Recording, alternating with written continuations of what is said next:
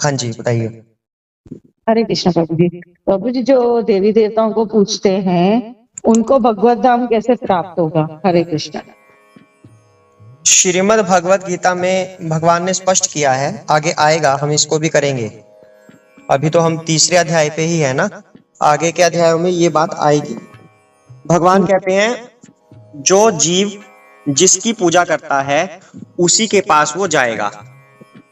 अगर कोई पितरों की पूजा करेगा तो पितृलोक में जाएगा। पितृलोक कौन सा होता है? जो पृथ्वी से ऊपर है, भूवर लोक, वहां पर जाएगा। जो राजा बलि की पूजा करेगा, वैसे तो कोई करता नहीं है मान लो फिर भी कोई कर रहा है, तो राजा बलि का लोक कौन सा है? पृथ्वी से नीचे वाले लोकों में से आता है, सूतल लोक है। तो राजा बलि के पास उस लोक में चला जाएगा। जो शिव जी की करता है वो कैलाश पे जाएगा, या कहीं शिव जी और रहते हैं तो वहां जाएगा। जो माता की पूजा करता है वो माता के पास जाएगा। यदि पार्वती माता की कर रहे हैं, दुर्गा माता ही कर रहे हैं, तो माता के निवास स्थान पर जाएगा वो। ठीक है। और जो श्री राम की पूजा करता है वो साकेत धाम जाएगा। जो कृष्ण की पूजा करता है वो गोलोक जाएगा। अब आपका प्रश्न था कि जो माता की पूजा करते हैं क्या वो गोलोक जाएंगे या नहीं, तो आपका प्रश्न यहाँ पर हल हो रहा है, क्योंकि ये कृष्ण की वाणी है। स्पष्ट बोला भगवान ने, जो जिसकी पूजा करेगा वहीं पर वो जाएगा, उसी का वो अधिकारी होगा। अब मान लो माता की पूजा कर रहे हैं और चला गया वो गोलोक में, तो गोलोक में किसको ढूंढेगा? माता को ही ढूंढेगा ना, कि माता कहाँ गई, वही मेरी आराध्या थी, माता तो यहाँ है ही नहीं। तो क्या होगा? कंफ्यूजन की स्थिति पैदा हो जाएगी। पर भगवान के नियमों में कोई कंफ्यूजन नहीं होता। भगवान हर चीज को बिल्कुल परफेक्ट करते हैं, पूर्णता से होता है भगवान का हर कार्य। तो जिसकी जिसमें श्रद्धा है वहीं पर उसका जन्म होना है।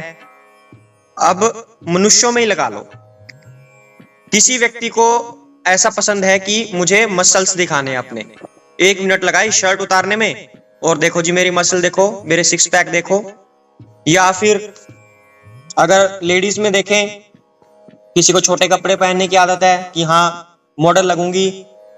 तो चाहे पुरुष हो या स्त्री हो, जिसको भी शरीर दिखाने का शौक है, तो उसका अगला जन्म क्या होता है? पेड़ का होता है, पेड़ का। क्योंकि पेड़ कपड़े पहनते नहीं, वस्त्र नहीं धारण करते, तो वस्त्र धारण नहीं करते तो उनकी वही तो इच्छा थी कि हमें बिना वस्त्रों के दिखना है, तो पेड़ बन जाओ जी। अब पेड़ कितना कष्ट उठाते हैं ये किसको पता है? कोई पेड़ को काट भी देता है, कोई उसकी वो टहनी काट दी, कोई वो काट दी। गर्मी में इतनी धूप होती है, सारी दुनिया को ठंडक देते हैं, लेकिन आप क्या करते हैं? जलते हैं, ऊपर की धूप को अपने ऊपर ले लेते हैं और दुनिया को शीतलता प्रदान करते हैं। सर्दियों में तब भी वो वस्त्र नहीं पहनते, सर्दियों में ठंड में खड़े रहते हैं, और कुछ पेड़ तो मर भी जाते हैं इतनी सर्दी में, इतनी गर्मी में। तो उन व्यक्तियों को पेड़ बनना पड़ेगा जो मांसाहार भक्षण करते हैं, जो मांसाहार। अब अगर किसी से पूछा जाए 1 महीने में आप कितना मांस खा लेते हो, वो कहेगा, मान लीजिए मतलब कोई कहे हाँ जी मैं 10 बार तो कर ही देता हूं काम ये, क्योंकि लेबर का काम है जी हमारा और उसके बिना गुजारा नहीं होता, शरीर में ताकत नहीं आती, तो 10 बार तो मैं मुर्गा कर ही देता हूं काम, मुर्गे का हलाल कर देता हूं। तो इसका मतलब क्या है? 1 साल में कितनी बार किया उसने ये काम? 120 बार, यानी कि 120 मुर्गों की बलि उसने दे दी। मोटी मोटी सी बात है। तो कम से कम 120 बार तो उसको मुर्गा बन के जन्म लेना ही पड़ेगा। 120 बार वो कम से कम मुर्गा बनेगा। और अगर 1 साल में भी उसने ये काम नहीं छोड़ा मांसाहार भक्षण का, आगे भी उसको कंटिन्यू करता रहा, आगे भी मुर्गों को काटता रहा, तो जितने मुर्गों को अपने इस जन्म में वो काटेगा, मारेगा। कुछ लोग कह देते हैं कि हमने काटा थोड़ी ना है जी, किसी और ने पकड़ा, किसी और ने काटा, किसी और ने मारा, पकाया भी किसी और ने, हमने तो खाया है बस, तो हमारा क्या पाप इसमें? लेकिन वो आपकी वजह से ही किया गया है सब। यदि आप उसके कस्टमर ना बने तो वो किसके लिए काटेगा, किसके लिए पकाएगा? सब के सब बराबर हिस्सेदार होंगे उस चीज में। तो जितनी बार भी मांस का भक्षण करेगा उतनी बार कम से कम उसको वही जीव बनना पड़ेगा। तो ये होता है, जो जैसा करेगा उसको वैसा जन्म मिलता है। उसको अगली बार शेर भी बनना पड़ सकता है कि हाँ इसको तो नॉनवेज खाने की आदत है तो इसको शेर बना दो जी। अर्थात जैसी प्रवृत्ति मनुष्य की होती है उसको वैसा ही जन्म मिलता है, और उस प्रवृत्ति के अनुसार कि इसकी ये प्रवृत्ति ये इच्छा कहां पर पूरी होगी तो उस जगह पर जन्म मिलता है। अगर किसी का राक्षसी स्वभाव है, राक्षस बनना चाहता है कोई, मार धाड़ हमेशा, तो उसको नीचे के लोकों में स्थान मिलेगा पृथ्वी से नीचे जहां पर राक्षस रहते हैं उस जगह पर। अगर किसी को धोखेबाजी पसंद है, धोखा करता है जी, हर व्यक्ति को धोखा देता है, तो उसको कहां जन्म मिलेगा? उसको सांप की योनि मिलेगी जो धोखा देता है। और सांप कहां पाए जाते हैं? रसातल में। रसातल रसातल नहीं, महातल। सांप पाए जाते हैं महातल में, तो उसको सांप की योनि मिलेगी। तो जिसकी जैसी प्रवृत्ति है, जिसका जैसा स्वभाव है, वहीं पर उसको जन्म मिलता है। यदि व्यक्ति माता की पूजा करता है, यानी कि उसकी इच्छा ऐसी है कि माता हमारे पास होनी चाहिए, तो फिर वो माता के लोक में जाएगा। और दोबारा के प्रश्न पे आते हैं। आपने कहा कि क्या उसे गोलोक मिल जाएगा? बिल्कुल नहीं मिलेगा। मतलब ही नहीं है कि गोलोक मिल जाएगा। गोलोक उसी को मिलेगा जो गोलोक के स्वामी को जपेगा, जो उनको मन में धारण करेगा, तभी तो जाएगा ना वहां पे। इसमें कोई कंफ्यूजन हो तो बोल सकते हैं आप। नहीं प्रभु जी, कोई कंफ्यूजन नहीं है। ठीक है। हाँ प्रभु जी, वो क्या, ये एक सवाल था भाई, भगवान के लिए तो सब भक्त एक जैसे हैं, सब भक्तों को वो चाहते हैं कि मेरे पास है, मेरे पास है, मेरे पास है। वो अपने भक्तों को अपनी तरफ खींचते, पर भक्त ऐसे हैं कि भौतिक चीजों में वो इतने व्यस्त हो जाते हैं तो उनको पता नहीं चलता है कि हमारे लिए सही क्या है, गलत क्या है। पर हम उनको बोलते हैं ना कि ऐसा है, तो वो विश्वास ही नहीं करते हैं। कि मैं सपोज मैंने कोई माता को पूछता है, तो मैंने उन्होंने बोला माता भी मुक्ति देती है, इसमें लिखा है माता भी मुक्ति देती है। मैंने किसी से बात की, उन्होंने निकाली सामने से, तब भी मैंने उनको सर दिया कि माता के सब भगवान एक है, सब भगवान एक है, कोई भी अलग नहीं है, भगवान एक ही है, जिसको भी पूजो। मैंने कहा ऐसा नहीं होता है, पर मैंने उनको ज्यादा डिस्कस नहीं किया उनके साथ। तो बोला माता के पास जाए तो वहां पे भी मुक्ति मिलती है। मैंने ठीक है, जैसे आपको ठीक लगे। प्रश्न क्या है इसमें कि माता के पास जाने से मुक्ति मिलती है या नहीं, यही प्रश्न है ना? नहीं प्रश्न, हाँ ऐसा होता है, देखो जितने भी देवी देवता हैं, वैसे किसी में ऐसे विरोधाभास नहीं करना चाहिए। सभी भगवान से ही निकले हैं, सभी भगवान के विस्तृत रूप हैं। जितनी माताओं को आप जानते हैं वो सभी राधा रानी से आई हैं, राधा रानी का विस्तृत रूप है। और जितने देवताओं को जानते हैं, जितने भगवानों को जानते हैं, वो सभी कृष्ण का विस्तृत रूप है। ठीक है। और राधा रानी स्वयं कहां से आई हैं? वो कृष्ण की शक्ति हैं, अर्थात कृष्ण का विस्तृत रूप राधा जी हैं। उनकी शक्ति है जो भगवान ने अपने दिव्य शरीर से निकाल के सामने राधा रानी के रूप में प्रकट कर दी भगवान कृष्ण ने। और उसी शक्ति से अनेक माताएं आई हैं। यदि हम उन माताओं की पूजा करते हैं तो इनडायरेक्टली हम राधा रानी की पूजा कर रहे हैं। लेकिन उसके बावजूद भी भगवान ने एक सीमा तय की हुई है कि जो जिसकी पूजा करेगा वहीं पर उसका वास होगा, चाहे वो राधा रानी से ही क्यों ना आई हो। ठीक है ना? भगवत गीता में स्पष्ट कहते हैं भगवान, जो जिसकी पूजा करे वो वहीं पर निवास करेगा। अगर कोई सूर्य देव की पूजा करता है कि हाँ सूर्य भगवान ही सब कुछ है, उन्हीं की पूजा करनी है, तो सूर्य लोक में जाएगा। क्योंकि जैसी व्यक्ति की इच्छा होती है, उसकी इच्छा के अनुसार उसी जगह पर जन्म मिलता है, उसी योनि में उसको स्थान मिलता है, उसी योनि में जन्म लेगा वो, जैसा उसका स्वभाव होगा। सांप का स्वभाव होता है धोखा देना, डसना किसी को। कुत्ते का स्वभाव होता है वफादार बनना, लेकिन जब वो पागल हो जाए तब किसी का भी कुछ भी कर सकता है। मांस भक्षण करना भी कुत्ते का स्वभाव होता है। यदि हम लोगों के ऐसे स्वभाव हैं तो फिर वो योनि बनेगी। अगर कोई व्यक्ति शास्त्र पढ़ ले ढंग से, तो उसे किसी और से पूछने की आवश्यकता नहीं है कि अगला जन्म उसका कहां होगा, किस तरह का होगा। अपने आप व्यक्ति पता कर सकता है कि हाँ मैं अगले जन्म में ये बनने वाला हूं। और अगर इतनी अकल आ जाए कि मैं अगले जन्म में ये बनूंगा, पर बनना मुझे वो है, तो उस पर कर्म करना पड़ेगा ना। दूसरी बात रही मुक्ति की, आपने कहा कि मुक्ति मिलेगी या नहीं। जहां तक वैष्णवों का प्रश्न है, वैष्णव कभी मुक्ति नहीं चाहते।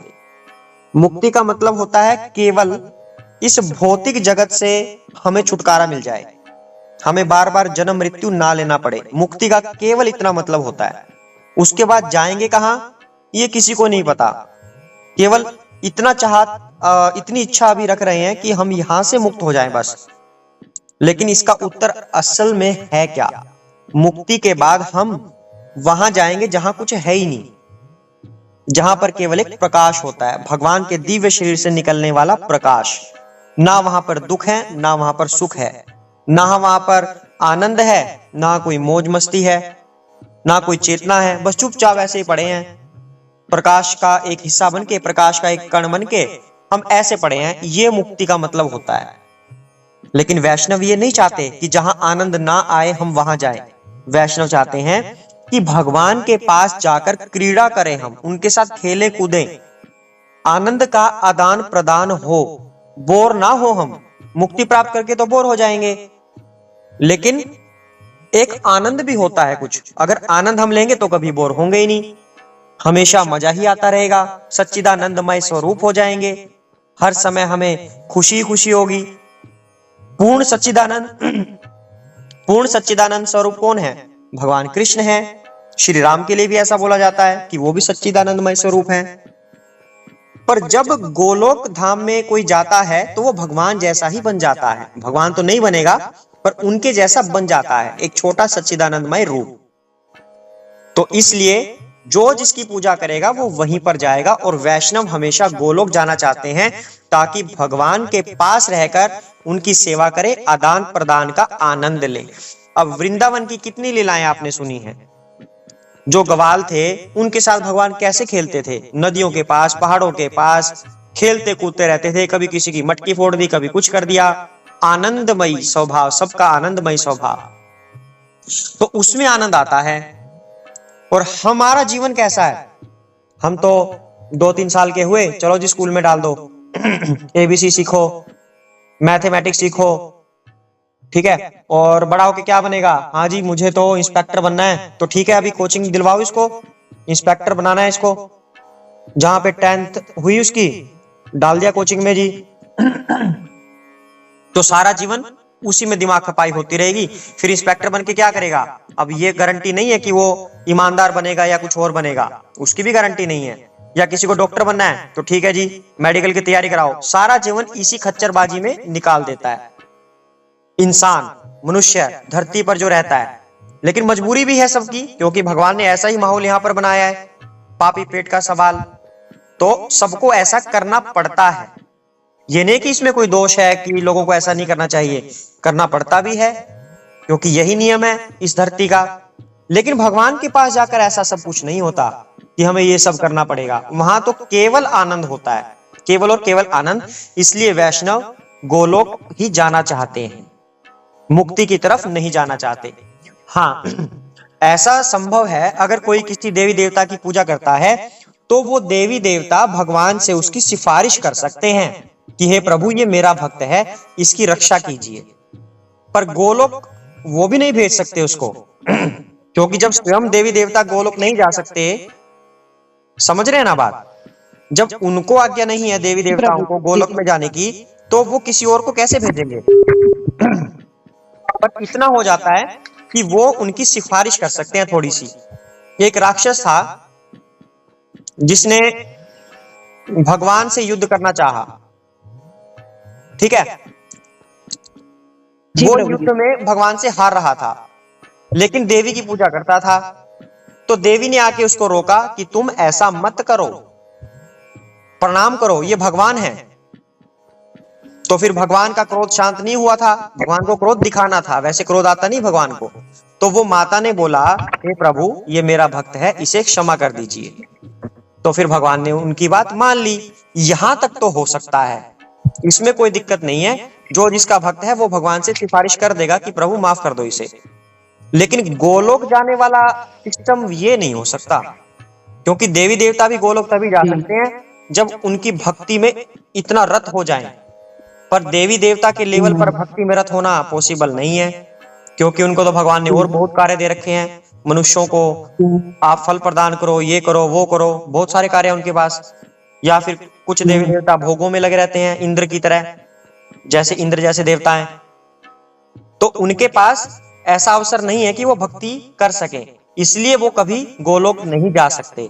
वो जब भी उनके पुण्य खत्म होंगे वो धरती पर ही आने वाले हैं। इंद्र जैसे जो देवता होते हैं धरती पर ही आएंगे जब उनके पुण्य खत्म हो जाएंगे। तो कोई नया इंद्र बनेगा वहां पर नया इंद्र बनेगा। इंद्र किसी व्यक्ति का नाम नहीं है, इंद्र उस पद का नाम है, ठीक है। जैसे प्रधानमंत्री किसी व्यक्ति का नाम नहीं है, प्रधानमंत्री पद का नाम है, कभी कोई बन गया कभी कोई बन गया। ऐसे ही इंद्र, जब एक इंद्र के पुण्य खत्म हो गए तो नया इंद्र आएगा कोई, और वो इंद्र धरती पर पटका जाएगा।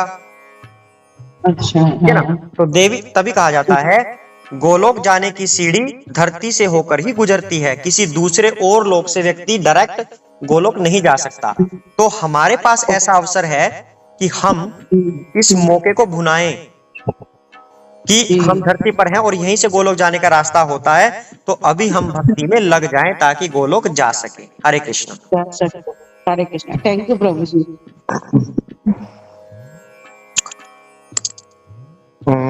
शिखा जी कुछ कहना चाह रही हैं, शायद दिन में भी कह रहे थे कुछ। हरे कृष्ण जी। हरे कृष्णा जी। जैसे अभी आप कह रहे थे ना कि जो मुक्ति चाहते हैं वो ज्योति में, ब्रह्म ज्योति में लीन हो जाते हैं, वो मिक्स हो जाते हैं उसमें जाके। मिक्स उनको लगता है कि मिक्स हो जाते हैं, पर मिक्स होते नहीं है। श्रीमद् भगवद गीता में भगवान स्पष्ट कह रहे हैं, दूसरे अध्याय में बोला भगवान ने, बताया था कि सुप्त अवस्था में रहते हैं वहां पे वो। हाँ ऐसा ही अघुलनशील होती है आत्मा, कभी घुलती नहीं है कि किसी चीज में जाके शिकंजवी बन जाएगी, ऐसा नहीं होगा। तो फिर वहां पर जाके मिक्स कैसे होंगे जब घुलती ही नहीं है। सुप्त अवस्था जैसा हो जाएगा कि चलो ठीक है, बोर हो रहे हैं जी, हम कुछ करने के लिए तो है नहीं, बस बोर हो रहे हैं वहां पे पड़े पड़े, वो पड़े पड़े बोर हो रहे।